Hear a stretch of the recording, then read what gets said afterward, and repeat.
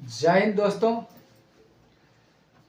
आज आप लोगों को ये जानना है जो एक अच्छा प्रोग्रामर कैसे बने और एक प्रोग्रामर बनने के लिए आपको क्या क्या चीज़ आना चाहिए।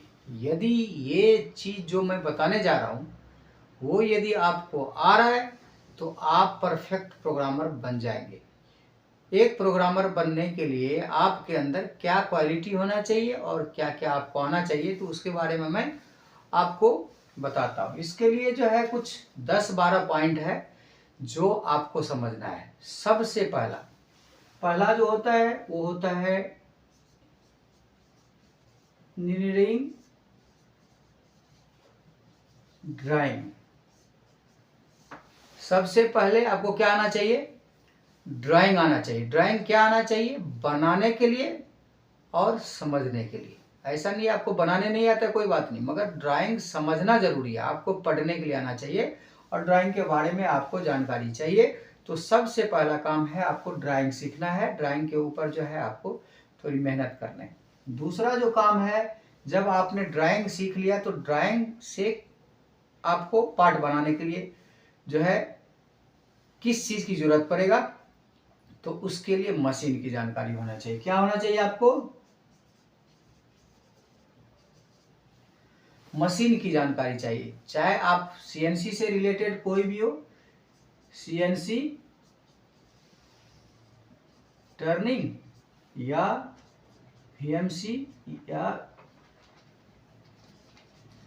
एचएमसी, जो भी आप सीएनसी से रिलेटेड जो भी मशीन है उसके बारे में आपको उसकी ऑपरेटिंग फंक्शन आना चाहिए। उस मशीन के ऊपर होने वाली जो प्रक्रिया है उसके बारे में आपको पता होना चाहिए, ऑपरेशन के बारे में पता होना चाहिए। तो ये दूसरा कंडीशन क्या होगा आपका? मशीन के बारे में आपको जानकारी होना चाहिए। तीसरा जो कंडीशन है, आपने ड्राइंग भी समझ लिया, मशीन भी आपने समझ ली, मशीन भी आपको आता है, तो तीसरा कंडीशन है टूलिंग।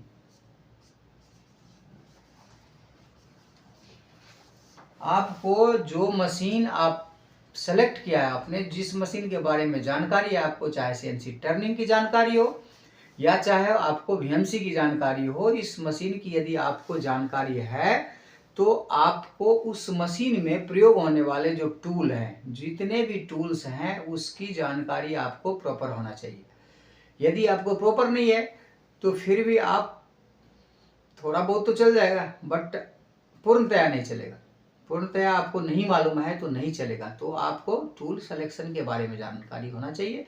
जो जिस मशीन को काम कर रहा, जिस मशीन के ऊपर काम करूंगा, उसमें लगने वाले टूल के बारे में हमें जानकारी होना चाहिए। यदि आपको नहीं है जानकारी तो इसको सीखना है। चौथा जो है हमारा वो है फिक्सर। फिक्सर या उसको बोलते हैं टॉप टूलिंग।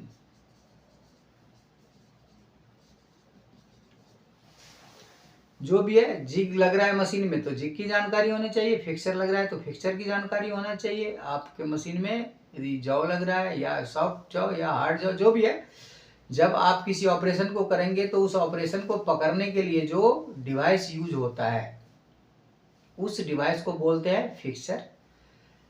पकड़ने वाला जो उपकरण है वो, उसके बारे में आपको जानकारी होनी चाहिए। फिक्सर के बारे में जानकारी होना चाहिए। चाहे वो हाइड्रोलिक फिक्सर होगा या चाहे वो मैकेनिकल फिक्सर होगा या तो चाहे वो चक में आप जो जॉज के माध्यम से पार्ट को पकड़ रहे हैं, तो इसके बारे में आपको जानकारी होनी चाहिए। पांचवा जो कंडीशन है, जो ऑपरेशन है, उस ऑपरेशन में इस्तेमाल होने वाला कटिंग स्पीड, फीट या जो भी पैरामीटर है उसके बारे में आपको जानकारी होना चाहिए। जो आप ऑपरेशन करेंगे उस मशीन के ऊपर, उस ऑपरेशन के ऊपर जो जानकारी चाहिए आपको, तो वो जानकारी आपको होना चाहिए। क्या है? मशीन की ऑपरेशन की सीक्वेंस।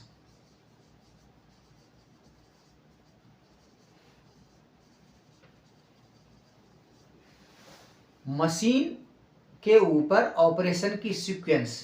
मान लो पहले हम टर्निंग करेंगे या फेसिंग करेंगे, या मान लो स्टेप टर्निंग करेंगे या थ्रेडिंग करेंगे या ग्रूविंग करेंगे, तो वो जो सिस्टम है, जो आपका कैटेगरी दिया हुआ है, पहले टर्निंग करना है, मान लो सपोज करो पहले टर्निंग करना है, फिर फेसिंग करना है, या पहले फेसिंग करना है फिर टर्निंग करना है, उसके बाद जो है ग्रूविंग करना है, उसके बाद थ्रेडिंग करना है, तो पहला टूल जो है रफ की चलेगा, फिर दूसरा सेमी फिनिश की चलेगा, तीसरा फिनिश की चलेगा। इस तरह से ये सीक्वेंस आपको पता होना चाहिए, इसके बारे में आपको जानकारी होना चाहिए, ऑपरेशन की सीक्वेंस। उसके बाद है आपका ऑपरेशन सीक्वेंस, आपको मालूम होगा। यहाँ तक तो हो गया जो अपने ऑपरेटिंग सिस्टम की पूरी जानकारी ली। इसके बाद छठा जो है आपको कटिंग पैरामीटर। ऑपरेशन की सीक्वेंस भी आपको मालूम है, इसके ऊपर लगने वाला जो कटिंग पैरामीटर है,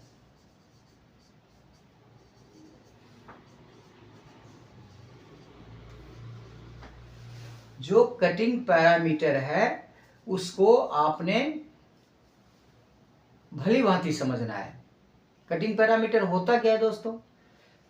तो उस मशीन के ऊपर आरपीएम लगा होगा, फीड लगा होगा, कटिंग स्पीड लगा होगा, डेप्थ ऑफ कट डाला होगा। मान लो आपने उसको 2 बार में चला रहे हो, 3 बार में चला रहे हो, 4 बार में टूल को मूव कर रहे हो, तो उसके ऊपर जो डेप्थ ऑफ, जिसको डीओसी बोलते हैं, डेप्थ ऑफ कट लगा होगा, उसके बारे में फीड लगा होगा। तो इन चीज़ों के बारे में आपको पता होना चाहिए, जो आरपीएम किस तरह से डालते हैं, फीड किस तरह से डालते हैं, कटिंग स्पीड कैसे निकाला जाता है, तो ये सब चीज़ की जानकारी आपको होना चाहिए। तो ये कटिंग पैरामीटर आपको इस सीक्वेंस के, ऑपरेशन सीक्वेंस के बाद कटिंग पैरामीटर की जानकारी आपको होना चाहिए। इसके बाद है जो प्रोग्राम लिखने आना चाहिए आपको। क्या आना चाहिए? प्रोग्राम के बारे में जानकारी चाहिए, और प्रोग्राम आपको लिखने आना चाहिए। यदि आप प्रोग्राम नहीं लिख पाते हो तो फिर भी आप प्रोग्रामर नहीं बन सकते। इतने चीज की जानकारी तो चाहिए। इसके साथ साथ आपको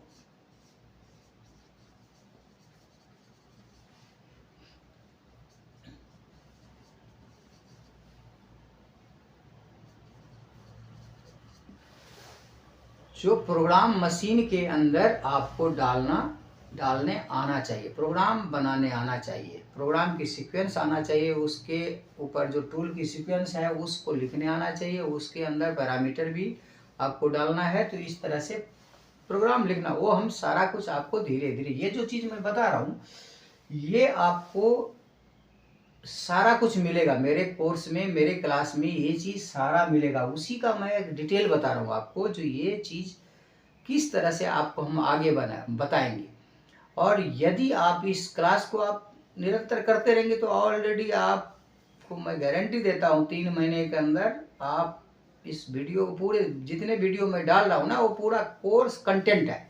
उस कोर्स कंटेंट की वीडियो को आप देखते रहिए, अपने आप जो है आपको एक प्रोग्रामर बनने में कोई दिक्कत ही नहीं होगी।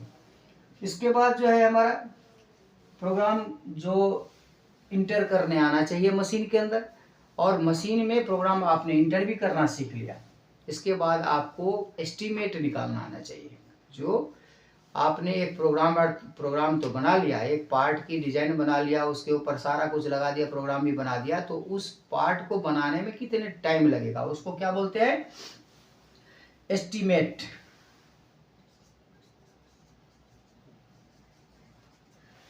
जो एस्टीमेट है, एस्टीमेट द साइकिल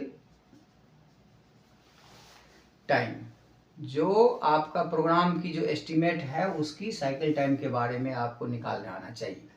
इसके बाद जो है ये साइकिल टाइम भी आपको आ गया, साइकिल टाइम भी आपने निकाल गया। अब सेटअप शीट और टूल लिस्ट, ये चीज सीख लिया आपने। इसके बाद जो है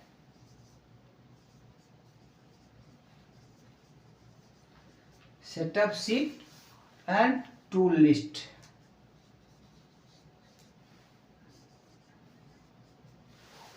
जब आपने इतना चीज सीख लिया तो इसके अगला सीढ़ी आपको ये सीखना है, जब भी आप कहीं जाओगे किसी मशीन के ऊपर तो आपको सेटअप कैसे लगाना है, मशीन में टूल कैसे सेट करेंगे, फिक्सर कैसे सेट करेंगे, उसको फिर चला के देखेंगे, फिर उस पार्ट के ऊपर जो ऑपरेशन आपने करना है तो उसके लिए पूरा पहले प्लानिंग करना है आपको, तो उसको बोलते हैं प्लानिंग शीट या सेटअप शीट।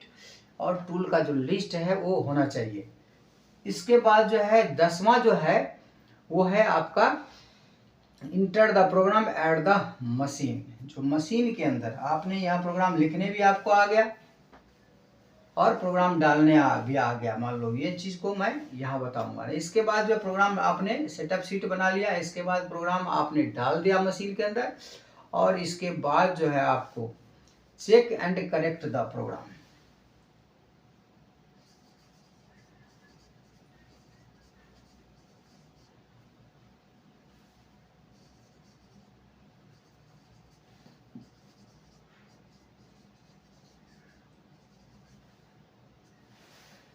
अभी क्या करना है आपको, check and correct the program. आपने सेटअप लिस्ट बना लिया, प्रोग्राम डाल दिया, इसके बाद मशीन को चेक करना है। तो सिंगल ब्लॉक में आपको मशीन को चलाना है, एक एक टूल को चलाना है, आपको उसको देखना है, और उसको देखते देखते आपको पार्ट बनाने के साथ साथ आपको मशीन को चेक करना, जो मेरा प्रोग्राम सही चल रहा है नहीं चल रहा है। यदि सही चल रहा है तो उसको चलाते जाएंगे और फिर आगे बढ़ते जाएंगे, नहीं चल रहा है तो वहाँ रोक के करेक्शन करना है, फिर उसको चलाना है। तो इस तरह से आपने 10वां सीक्वेंस जाना है। उसके बाद लास्ट में जब ये सब सारा चीज हो जाता है, जब आप ये चीज सीख लेते हैं, तो लास्ट में start the machine.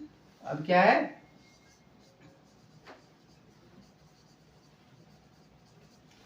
Start the machine, या इसको बोलते हैं ऑटो रन।